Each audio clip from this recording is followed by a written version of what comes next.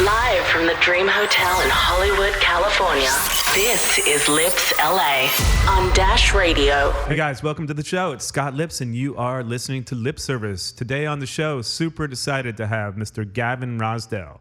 Bush, as you may know, has sold about 15 to 20 million records.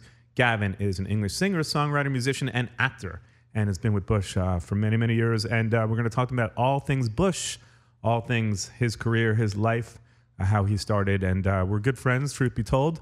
Love this guy. We're super excited to have him here. And by the way, the show, if you don't know, is available on iTunes, Spotify. Please download it. It's very helpful to us. Please rate and review it. And coming up in just one moment, Mr. Gavin Rossdale of Bush. I did an illustrious beginning for you before, so I had a lot of time set up, and I got you a great coffee. You're a big fan of coffee, right? Sure. So I got you a cappuccino. Thank you, sir. I was like a long intro. Well, I wasn't sure if you were like an almond milk kind of guy, or you never know what kind of milk people take. I'm like straight up London. That's what it is. Easy going. Straight up. I mean, I'll do it all. So, cows, oats. Everything. Almonds, cashews. Well, I'm super happy to have you here. Truth be told, we are friends, so I'm excited to spend a little time with you here and talk about new music and your journey, because I think, it's really interesting, Gavin, and I know you don't know that much about what we do here, but the show is really about your journey, your life from start to now, and new music in the future and whatnot. But I think your story could make an amazing biopic one day, so we can get into that. But I'd love to hear everything from start to finish, kind of how you – well, we should actually talk about how we met first. So I was at this thing the other day. It was like a couple months ago, the Art of it was a thing that you were hosting. Oh, right. That was I was the art ambassador for St. Jude's Hospital, which I thought was really exciting, and I'm really into it and really serious about it. And then I found out it was just like giving a speech that night. Did you give a speech? Sad. You gave a speach? I did. I gave a speech, tried to be witty, full of like my art references and my love of art. And then I was done. And it was funny because I told Jen here that I was like, I should meet Gavin. And then you actually, funny enough, you came up to me, which was awesome. I came up to you because inadvertently I'd seen your Instagram page. And you hated my life. And I was so impressed by your life that I began to hate you slowly. and it just wore down on me. I was like, who is this guy? And then I saw you had that show about Rock's Not Dead. And like, I was clearly not even alive to you, I didn't think. So I was like, I didn't feature in it. So I was like, we're definitely going to include you in the next one. I was like, yeah, so thank you. I look forward to it. Yeah. I'm working hard to get back into it.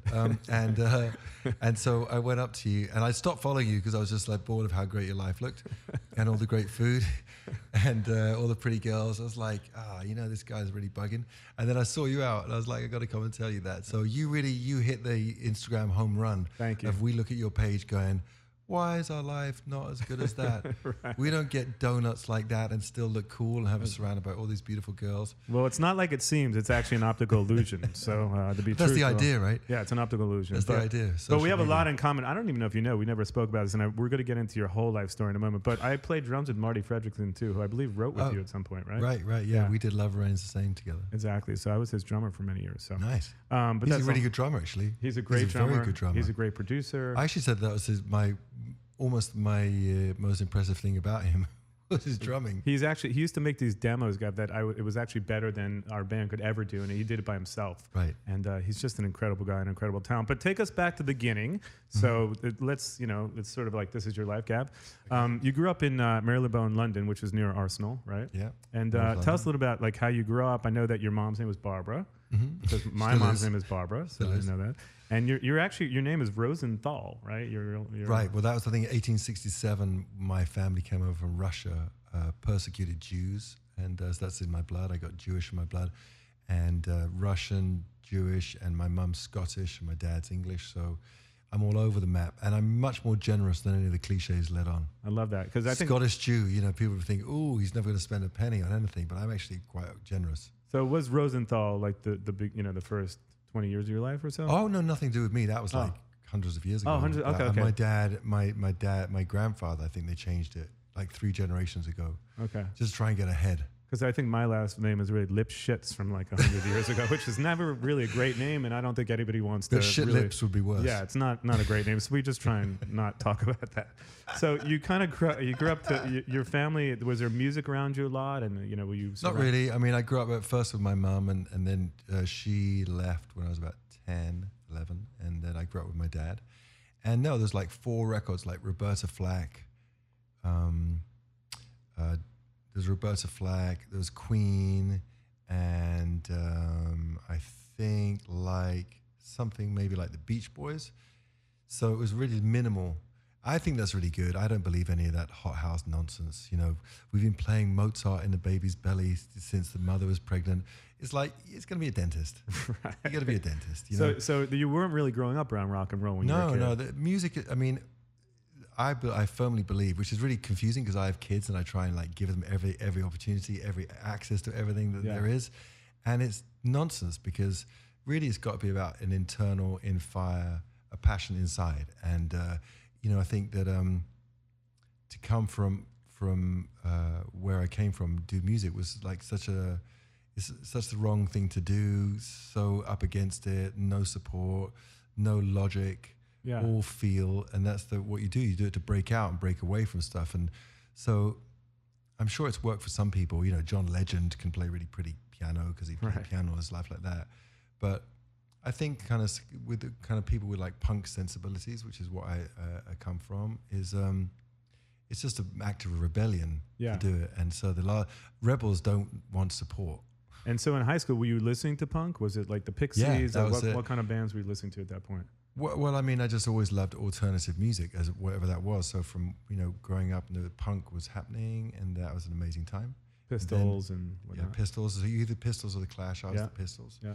And then all the, you know, X-Ray Specs, Rosillos, you know, and then moving into like the post-punk stuff, which was Pill, the you know. Kind of remember them a little bit. Yeah, Matt Johnson, incredible. Yeah. That style, and then anything on 4AD. Okay. That's when I got into the Pixies, Throwing Muses. Yeah. I liked England, My Bloody Valentine, who are Scottish. Yeah, great band. And then you were you sort of picked up the bass initially first at around what, 15, 16? Yeah, 14. I was like my sister's boyfriend gave me a bass, and so I had a bass, and I used to go to his rehearsals. I had a band when I was at school, and we just did jam covers. Cool. Was that Midnight, or was that another band? No, that was Midnight. Was when we first began to write my own songs, our own songs, but that was just covers. And then you realized the bass was just not the best instrument for yourself. Yeah, I was into like writing the words, and so I couldn't do the bass and singing. So I met my best friend, and he was an amazing bass player. So that was the time to like let him use my bass. Cool. So at 17, you leave high school and you form this band, Midnight, and that was really your first foray into writing songs, or had you written songs before? No, that was my first time where I began, and when I left school, and it was weird because, just sitting around like writing songs and trying to get in. We got signed really quick, like within like 18 months or something. Not 12 months. Not Midnight. Yeah. Oh, Midnight got signed right away. Okay, and so you put out a record. Warner Chappell super ripped us off, $5,000 to own your publishing forever. Right, and then it's £5,000. Wow, it was like crazy. And we took a long time to get out of that deal. And then so is that record available anywhere if we wanted to go back and there's a couple. There's like 3 singles. We weren't ever allowed to make a record, Okay. So I really was growing up in public, like literally, like finding my way. And if I'd backdated it all like 4 or 5 years, that would have been the natural process. But like anything that's interesting, it's all done in the wrong way. Yeah, what was Midnight like, as a reference? Is there sort of musically, was it really heavy alternative? No, I think that it was. I think that it had. It probably wasn't heavy enough. The guys that I was working with, I'd be like, we need to make it heavier, and let's do stuff like, why don't we make it more, more indie? Like, how do we get that? And I remember the one guy saying to me, the guitar player said, "Oh, that's because they can't play very well." I always struck me with that, and I was like, "Oh," because I didn't know enough about music at that point. So I was like, "Is that really the reason?" And then I realized later on that it's not. It's really like to do with sonics and sound, how you set things up. So, basically at that point I wrote words. I didn't really write music, so I was dictated by them. But they were pretty good musicians, and I think if anything, like it probably had a bit of some In Excess in there or something like that. Yeah. That's a great band. No one talks about enough. Yeah. And that was about 91, was it not? Around something like that, a little bit early. Yeah, something. I guess I've reached a point in my life where everything's. Oh yeah, a couple of years ago, everything. We don't When's know the last time we were here? couple of years ago. It's like 7. Everything's a couple of years ago. Anything you ask me today, it was a couple of years ago. Yeah. So a couple of years ago, after midnight. So at what point and how did Bush come to be formed actually? Well, what happened is it's a weird one because I was in Midnight, and then the guitar player. First off, the guitar player left, and I remember I cried. I was sad. I was really sad because I was like, what do we do? But then I was really upset because then the bass player. Then we started another band, and I was with a really good guitar player who didn't want me to play guitar. He wouldn't let me play guitar, and I was really, really starting to get a little better at guitar from a songwriting point of view. Were you a good bass player? I was not enough. I mean, not at that point. It was all a bit not as good as I could be, or I'm much better now, right? Of course. As I should be. And so I was in a band for a couple of years where the guy wouldn't let me play guitar. And then my best friend Sasha, who was in the band with me, he left to go to Boston School of Music to play bass and piano, and then went to Moscow Conservatory to do music scores, soundtracks, movie scores.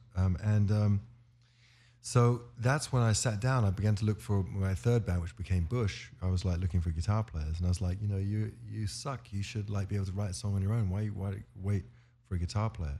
So that's the first song I wrote on my own with a guitar was "Come Down." Amazing. But the band wasn't initially called Bush. No, it was called Primitive. Like every band, Future Primitive. Future Primitive, right? How'd you come up with that name, by the way? I don't know. You know what I mean? What can I tell you? That was a couple of years names ago on now. a piece of paper. Future Primitive Bush. Yeah. This is a bit of a mouthful. It wasn't good. But then what's weird is we worked with Dave Carson to do the artwork for us. And when we were going to call the album Bush, he's like, you should just call the band Bush. I was like, you're right. And so you guys were playing out. And how long till you got a record deal? Was it about 2 or 3 years, or was it pretty immediately? 1.5, 2 years. Okay. And we played in Camden Town. We played all the clubs, all the pubs, and big Friday night, Saturday night band. So we played to a lot of people.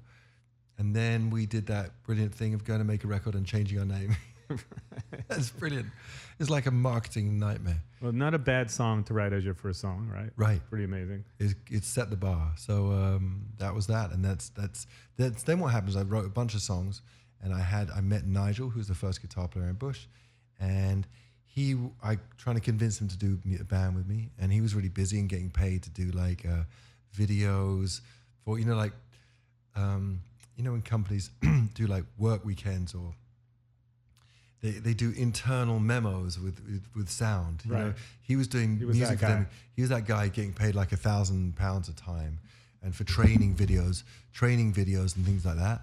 And so he'd say to me, I took him all these songs, take him 16 songs, all these different songs, and I'd take 4 songs at a time. He'd say, now, Come Down was the first song I gave him, Little Things, it's a Machine Head.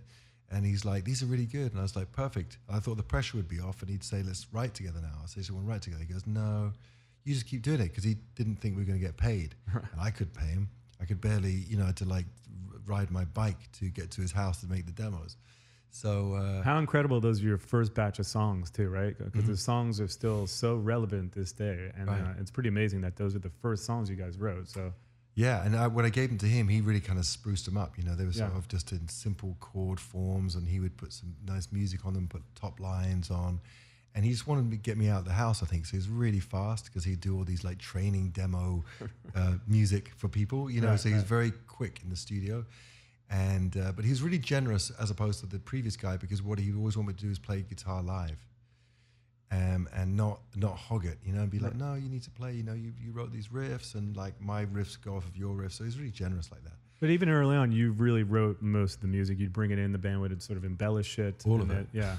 So they never really contributed early on. It was well, they did, because what happened is that basically whatever I would do in a song is what I would present. Yeah. So if you take Machine Head and you take the line that everyone can sing, that's his line. Right. It's Nigel's line. Sure. Anything that everyone did until I was their own thing. Right. So it just my voice and the chords and my riffs and all the riffs were mine. Yeah, it's funny, because I think a lot of people don't know bands usually break up because the songwriting process. It's like, well, I'm writing songs. I got the big house. You got the small apartment. Yeah. But we made a good deal for early on. I saw that, headed that one off, and I just took care of everyone. so that I wasn't an idiot, but I was mindful of everyone, because what people kept on saying to me is, you don't want to have the situation where you do have the big house and then they're like, and they're in a studio apartment, they're resentful. So they didn't want to do it, and they were fine with it, because it's better to be generous and together and have a good vibe than to sort of eke out a little bit more, because then it's, I think it's better to have, a percentage of something that's happening than 100% of something that isn't happening. 100%. And so at that point, so how did the record deal come about? So how that came about is there's this DJ, Gary Crowley in England. Okay. And he, we had done this thing, there's a music show in England called the Tube, and they had a midweek show, and they would showcase new bands. And so we had a demo clash, and the demo clash, to win the demo clash, you would get to be on TV. And that, we had a song called Honky Manchild, whatever that means. I have no idea. What exactly is a honky? It was a really good pop, rock pop song. It was cool. And I still remember the riff, it was cool. But then it didn't make the record. But anyway, so that got used as a video to then send to Rob Kahane in America. And that's how he came to England, and he signed us from there. And everyone was like, don't sign. It was just an independent label in the Valley. Was this Trauma Records? Trauma. It was Trauma Record. We should have known. Yeah, in the Valley. Right. But it was an incredible run, and they did an incredible job. So that's what. So I owe everything to Los Angeles. Yeah, which is really weird. By the way, at a certain point, you did sign another record deal with another label in the Valley, I believe, right? Because you also work with Hollywood Records for. They signed. They had distribution. Okay. And then when they got given 16 Stone, an executive there threw. The guy who signed us, Frank Wells, was sadly killed in a helicopter crash. Oh wow! So it was went on to the next executives, and they took 16 Stone, the CD, apparently, according to Rob Kahane. They threw it at him, and they said, not only are there no singles on this album, there's no on this record, there's no album tracks. I would say almost every song is a single on that record. There's 5 number one songs, so it's like so we left that. It's very Malcolm Gladwell, the story, because what he talks about is how it's the confluence of many things that make things happen, right? Mm-hmm. And so we left. We got thrown off Hollywood Records, thrown out, kicked out the door. And Ted Field from Interscope heard us on the radio, and he went up to, and I was so confused and so naive. When I signed with Trauma, I thought I was done. Right. He goes, no, now I'm going to go to Interscope Records. I was like, another label? I didn't quite get the distribution thing, which is really only a word. Someone should have said distribution. Yeah. And went in there, and Ted and Jimmy were there. And Jimmy's quite brilliant, so I'm sure you and him bonded right away. Yeah. I got some Jimmy Iovine love. Yeah. And the rest is the rest 16 is pages of A4 paper. But it's funny because Bush, at some point, you guys were starting to sell like 50,000 units a week, which is unheard of. Now it's all about downloads and whatnot. But now, if you sold that for the entire record, you'd be like, yeah, it's pretty good. It's pretty good, right? Now that was just a week. I couldn't believe it that it just would happen week in, week out, every week. It was just unbelievable. But the band definitely started to sort of buzz more in America, would you say, than London? Well, because we were just here, and then we just toured for 3 years, and he'd never heard of Europe. Yeah. He went there once to sign us, then he never went back because he was like, what's Europe? It's a small island off of Russia. So we just concentrated there. But then we went back and we kind of redressed the balance. It was a bit difficult because that was the height of Britpop. Right. So there wasn't much love for us over there press-wise. And I think we were selling it.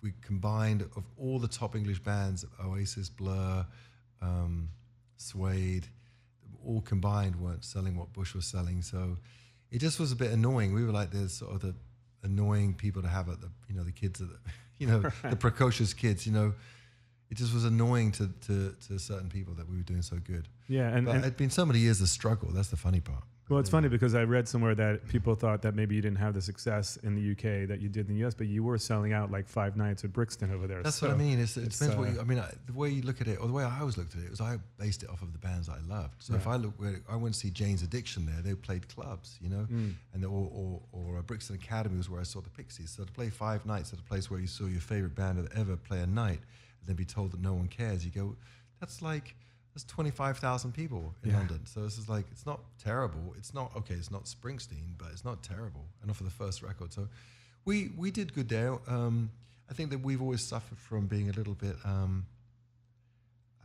inconsistent with like, where are we going to be? We're like the Houdini, and like suddenly then we spring out, then we have a big record. And obviously it's been really good here, but I think we got it pretty even. And now I'm sure it's less there, and it's a mystery. Well, the band stays together for what, about 8, 9, 10 years. You released about 5 or 6 albums, and in about 2002, you guys disband, right? So that was due to what? It was due to sort of just different... I wanted to, I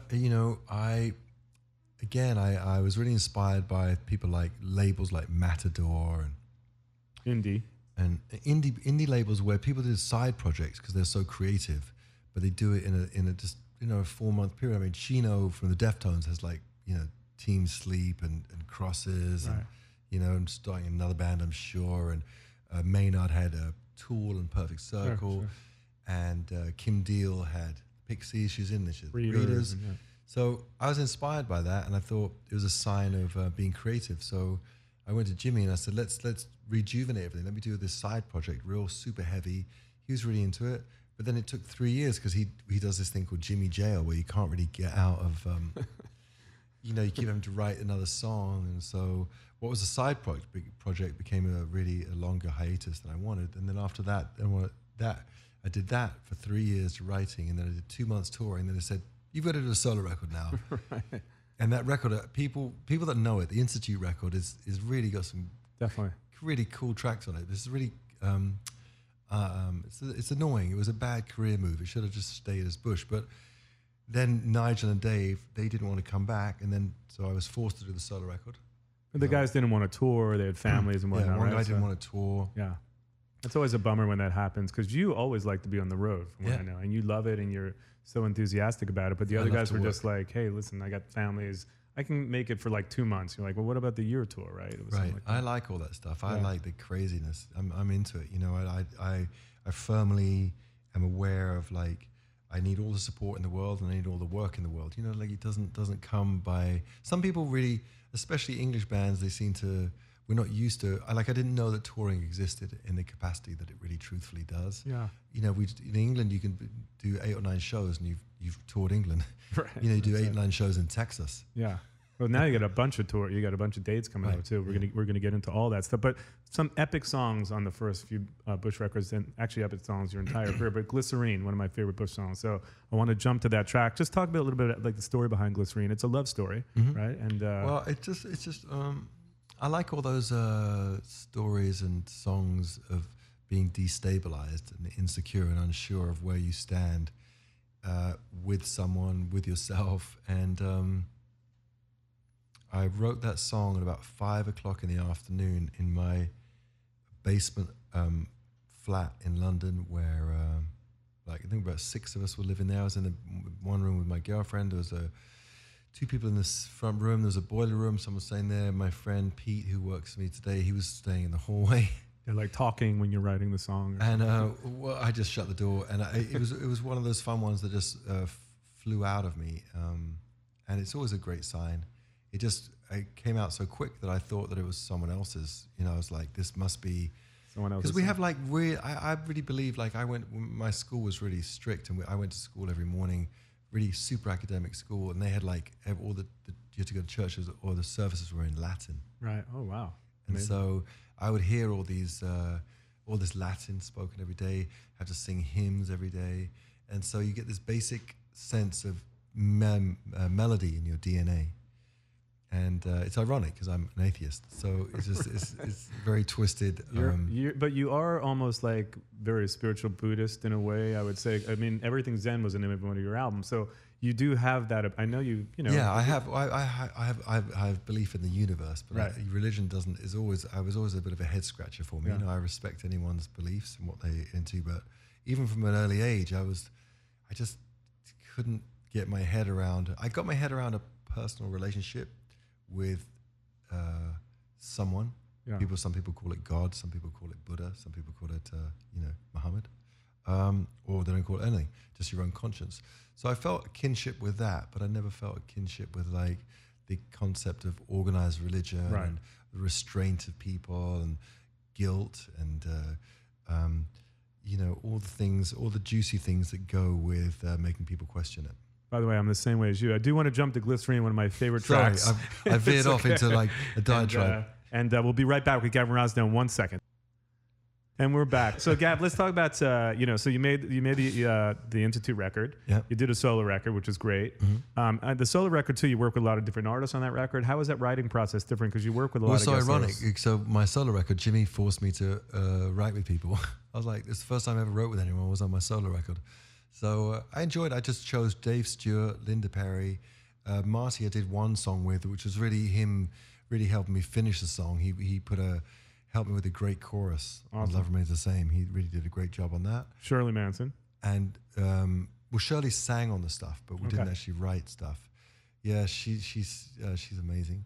So that was a really good process, and I enjoyed it. And I sort of like, could I do records without heavy guitars and still be emphatic and be interesting? And everyone was like, "Where are the guitars?" I got in trouble. And then Jimmy put out the ballad, Love Remains the Same.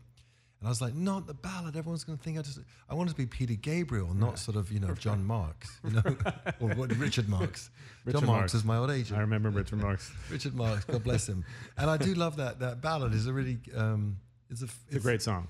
Thank you. It's one of my most traditional songs, Definitely. And that was a massive song, but then people were super confused because the people that heard that then came to see my show, and I was so disillusioned and frustrated at playing live. I just played live with Institute, which was like playing live in Helmet, right? Because Paige did the record and it was all detuned.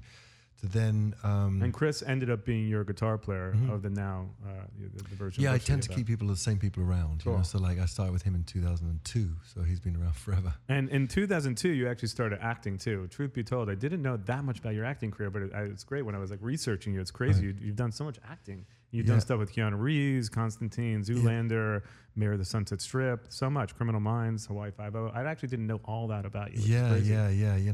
I'm an onion. That's amazing. So was the acting thing a big passion of yours too? Yeah, I loved it. I mean, I've wanted to be an actor a long time. I love that process of making words off of a page come alive. Yeah. And the actual physical moment of acting. It's really fun. I haven't done much of it recently. The last thing I did was Sofia Coppola in the Bling Ring. Amazing. So that was really good. But I mean, so much about music for me.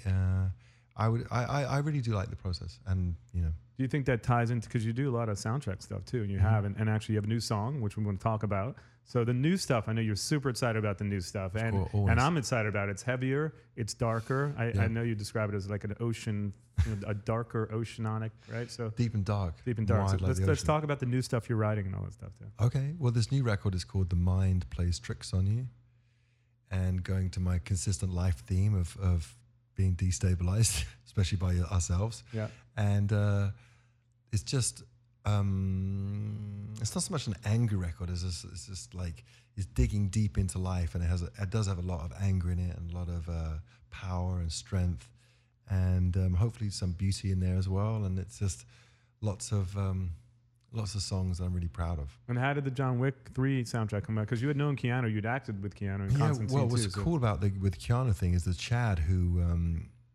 directed all the John Wick movies, was Keanu's stunt double and coordinator from The Matrix. So he directed me in Constantine with Keanu. Amazing. So it was real cool, full circle, the way we all work together, to come back to working. And I produced this record we've just done now with Tyler Bates, great composer, and he did Manson's last record, Alice in Chains, and he's become an amazing, great friend. But he also was doing the music for John Wick. Oh, cool. So when he was doing the music for John Wick, Chad was saying, "What are you working on?" He goes, "I'm working with Gavin." He goes, "Play me some stuff." And we had this one song, Blood River. He really liked that song, Blood River. That's your favorite track on the new record, I heard. Blood River. That's what I heard. Yeah, is it? I don't know. I mean, I'm excited by so many of them. It's a good time. Is it before anyone hears it? So this is the honeymoon period. Okay. Before anyone like sits on it and says, "Hey, why so heavy?" or "Why so dark?"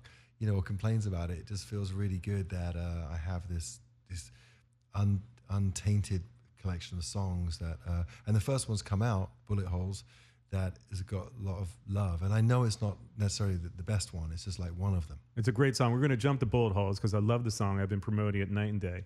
A big fan of the song. It's from the John Wick 3 soundtrack. We'll be back in one moment with Gavin Rossdale.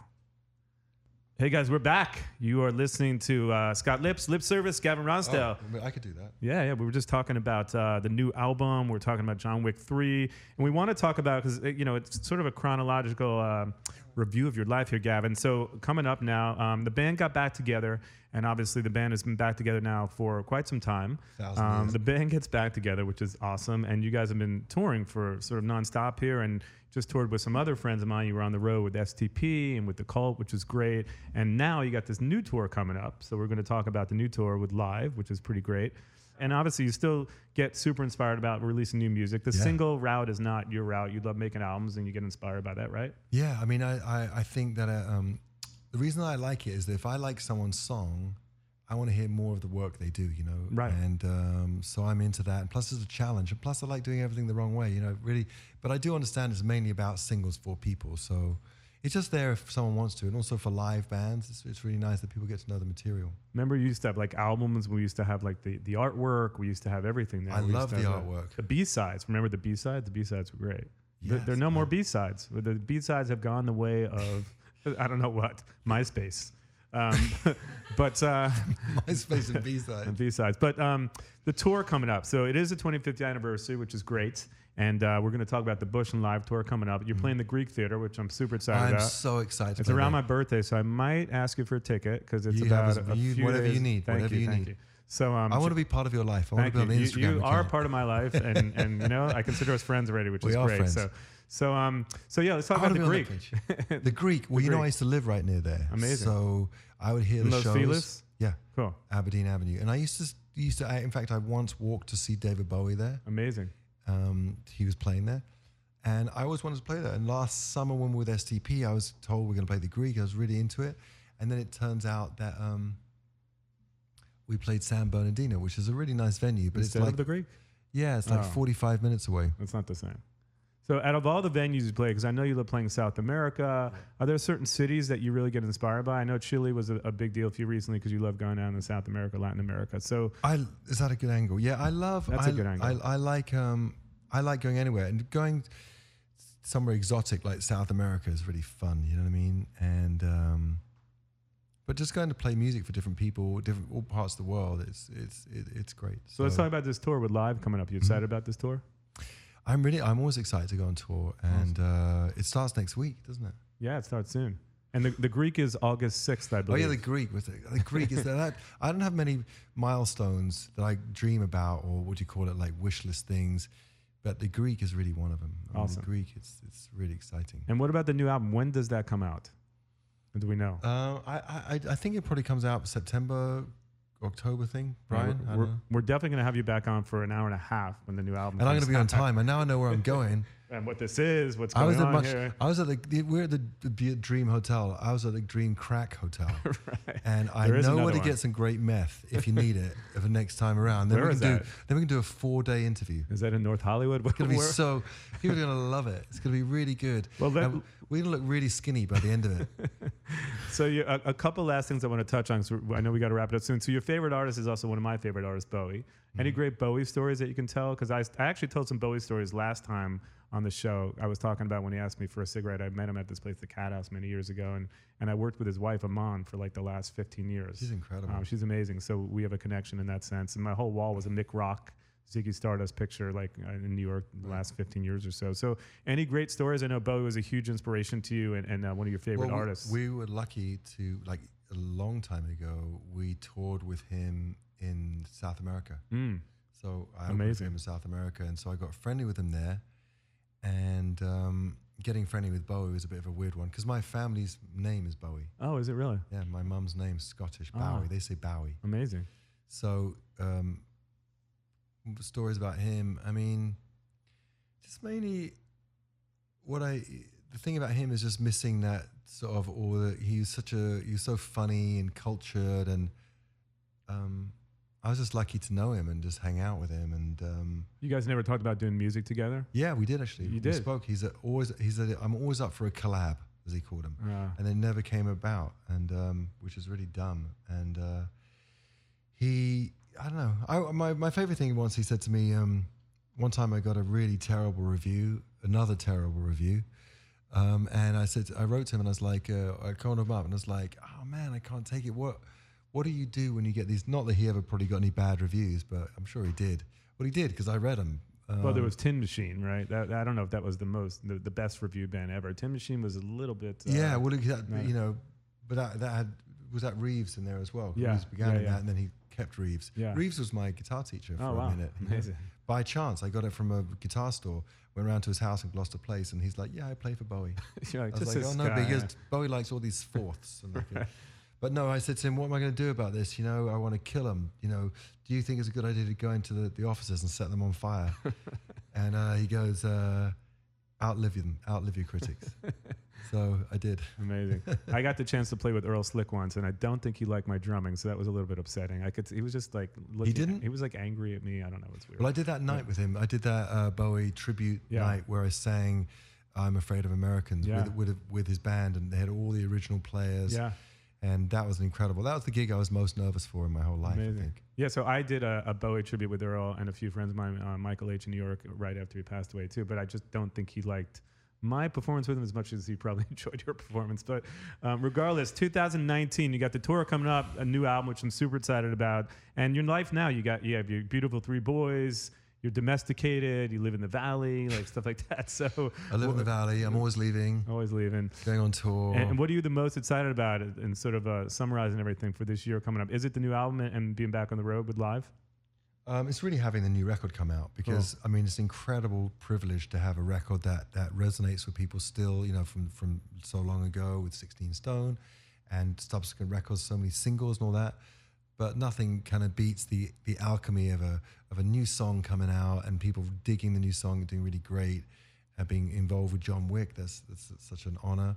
And just going on tour and like feeling fit and strong and ready to sing. That's awesome. Well, I want to leave everyone with my favorite song that you've written, Chemicals Between Us. So any story behind that song in closing? That was one where I'd done the record with Steve Albini and Nirvana, amongst other bands. Yeah, PJ Harvey, the Pixies, Slint, Jesus Lizard, everyone. Yeah. And I was like, now I want to make a record that's had a bit more London in it, bit more of the backdrops of the kind of the dance hall stuff and the sound systems that I grew up with.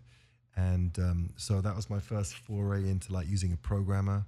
Use Johnny Rockstar, his name was, and Tom Elmhurst, who went on to become a really huge Grammy Award-winning mixer for Adele.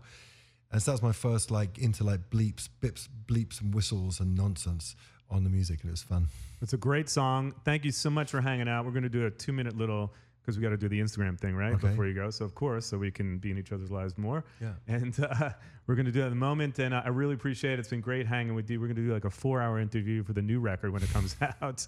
I'll be at the Greek, too. August 6th with Live coming up. And check out the new single, too. It's available now, Bullet Hole, Spotify, iTunes, every platform in the world. Yeah, John Wick 3, and the new album will be out probably September. So we're looking forward to that for sure. Got to digest that first song. Definitely. And everyone go check out the show with Live. It should be great. Amazing tracks coming up. And great hanging, Gav. Thanks for having me. Awesome, brother. This is Lips LA on Dash Radio.